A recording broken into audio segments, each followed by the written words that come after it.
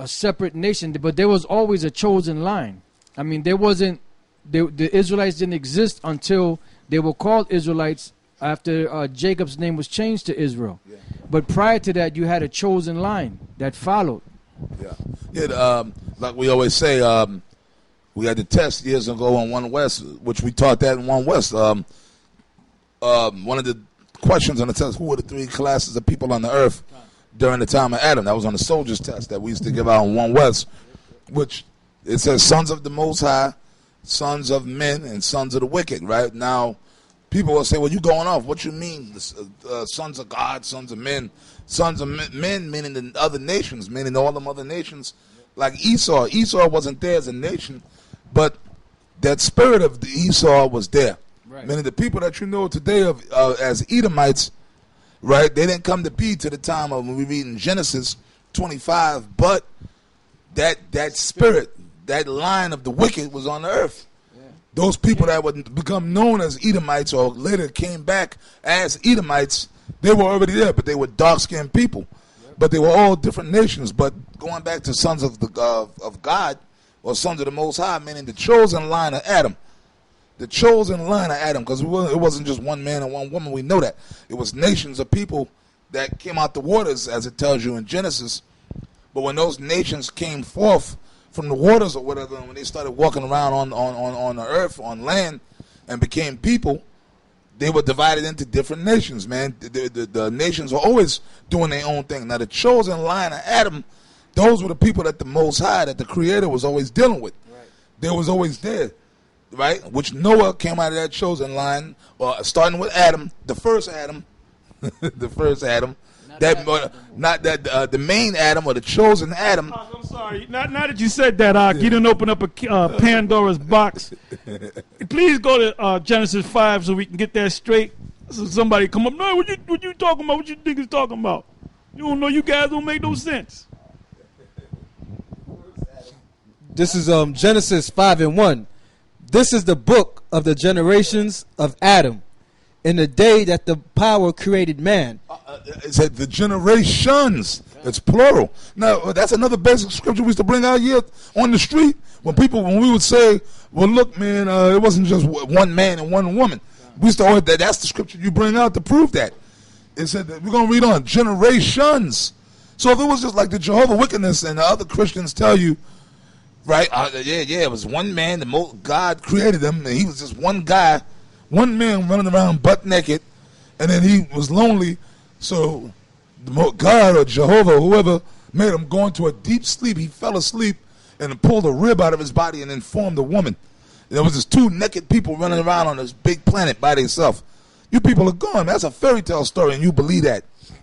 And you believed it. And you believe what you were told. It's a fable, man. Generations of Adam, meaning there was a whole group of people, nations of people on the earth, and they were all known as Adam, which simply means from the earth or from the ground, right? It's going to tell you that. And the word generation means genealogy. Genealogy, the genealogy of Adam, going into the different Adams. That's another inside joke, man. The different Adams. Yeah, no, that's an inside joke. You know, this Hamite that used to. Yeah, he is a Hamite, man. He's a Hamite, man.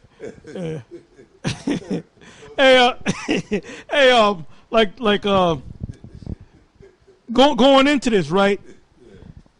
You said Adam, right? Yeah. Now the word, and then you broke down what Adam meant, right? You said from the ground, which literally it means ground, literal. Because when you go to Genesis, when it speaks about the ground, it mentions Adam. Then it speaks about the man Adam.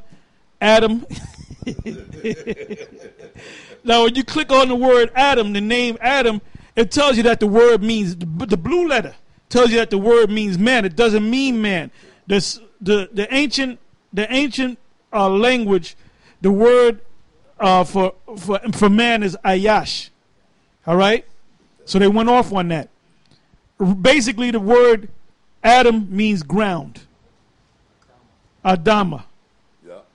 Adam. You have Adama and Adama.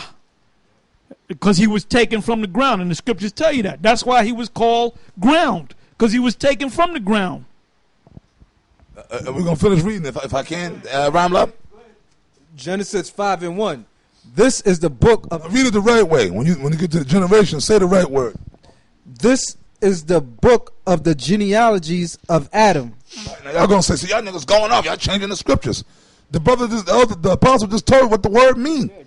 You got to, look, man, even back in One West, used to always say, RER used to say that, to know the Bible, you got to know the meaning of words. Right? So you dummies were the ones of y'all that was in One West. Y'all know that you was taught that. This is the book of the genealogies of Adam in the day that God created man. The Most High created that Adam, that they came forth from the waters, like the scriptures tell you. That's where the man came from. And the proof on that, when a woman is pregnant now, the baby is in waters, man. So human beings, we come out the waters. We start like tadpoles, man. And everything else, like Apostle Tahar, it's a blueprint. What was the word you used earlier? Everything is like a blueprint. And then it. Yeah, I believe you used that word. Everything starts off as like a blueprint, but then it becomes more a prototype. That was the exact word you used. Blueprint. So prototype just means first. Yeah, that's all it means. Kun, which means when things are created, even in the animals, that's the only thing we have in common with the animals. Everything starts off the same way, because even in fish start off as tadpoles, man. When realistically, human beings, we start off as tadpoles too. That's what the seed is. The seed, when you look at the sperms, it's like a little fish, a little tadpole swimming in the waters. They all look pretty much the same. They all look pretty much the same. When that seed formed into a living soul, there goes the word soul again. Yeah. That applies to women too. Okay, Yeah. but they all look like for lack of a better term, a tadpole. Yeah, organism, and then organism as that tadpole mutates into a human, living, breathing organism with a soul and a spirit in it. That's what it all starts off from, man. So because when you notice from the breakdown of Genesis, when it goes into when the Most High as Adam came forth, or the Adams came forth, right? And then they came out the waters and then into different nations. Right. In the day that the powers created man. Powers, see, now to understand that, so you got to know the scriptures. Then you go back into St. John, the 1st chapter, because realistically, it wasn't just the most high, really, it was really the angels. See, this is deep. Yahweh and the angels were the ones that was doing all the creating. That's why it says the powers. And let me just say this, brother. The apostle, excuse me. Let me just say, every once in a while we call ourselves brothers because we are brothers. You mentioned the powers, right? You use the word powers, but the word there is God. So in order for you to get deep into these scriptures and to get the full understanding, you have a guy that, and other people say that, they're mad because people are saying that the Yahushai was Solomon. So you got a particular cat named Lahab that's saying that we going off on that. He didn't mention us. He just said in general, but he's going against what he was taught, man. Yeah. So is the spirit working with him? Hell no, the spirit ain't working with him, man. He going to be destroyed, man. Now going back to the word powers or the word God, you have to know the ancient language to understand it.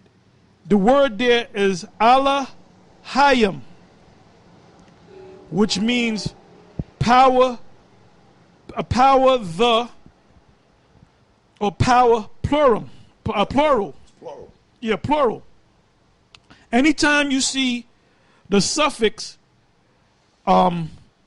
yum in the ancient tongue, it makes that particular word plural. All right?